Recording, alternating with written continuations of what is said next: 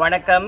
இன்று சர்வதேச மனிதுரிமைகள் உலகளாவிய பணி மூலமாக 37வது தினமாக குருநாகல் மாவட்டம் கிரியுள்ள ஹால்பன பகுதியில் டித்வா சூறாவளி காரணமாக வெள்ள அனர்த்தத்தால் ஏற்பட்ட நிலைமை காரணமாக பாதிக்கப்பட்ட மக்களுக்கு எங்களால் முடிந்த சிறிய அளவு உடைகளை நாங்கள் தற்பொழுது எடுத்து வந்து அவர்களின் கைகளுக்கே ஒப்படைக்கின்றோம். இதற்காக இலங்கை போலீசார் உட்பட முப்படையினர் அவர்களது முழுமையான ஒத்துழைப்பை நல்கியிருந்தார்கள். அதே நேரம் இந்த பொருட்களை மிகவும் பாதுகாப்பான முறையில் தரை, வான் மற்றும் கடல் மார்க்கமாக நாங்கள் வெள்ளத்தால் நிற்கதியான மக்களுக்கு தொடர்ந்தும் கொண்டு செல்லும் இந்த வேலைகளை நாங்கள் செய்து வருகிறோம்.